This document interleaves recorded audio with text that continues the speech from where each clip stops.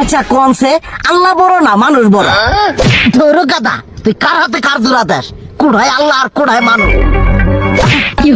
যেটা কবার কইছে ওইটা কন। আল্লাহ বড় না মানুষ বড়? আল্লাহই তো বড়। আল্লাহ বড়, তাহলে আল্লাহর কথা না হই না মানুষের কথা শুনেন কে? কি কইতাছস?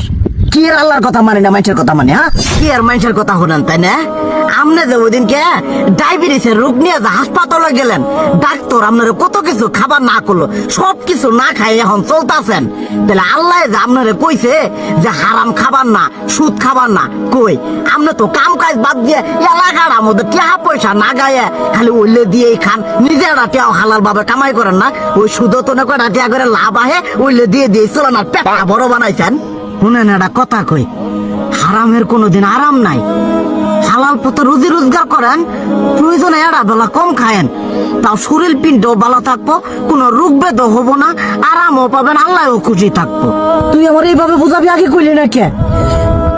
আসলে এই বিষয়টা তো আমি কখনো মাথায় এইভাবে নিইনি যে আমাদের কখনো ডাক্তার নিষেধ করলে ঠিকই আমরা নিষেধ মানি, কিন্তু উপর আল্লাহ যে কত কিছু নিষেধ করে দিয়ে সেটা মানি না। আর এই যে হারাম পথে টিয়া পয়সা কামাই করতেছেন, শরীরের মধ্যে দুনিয়া রোগ বেত হয়েছে, দেখা যাইতেছে যা টিয়া হারাম পথে কামাই করতেছেন তার তো বেশি টিয়া মনে করেন জ্বলেই যাইতেছে গা বেশি।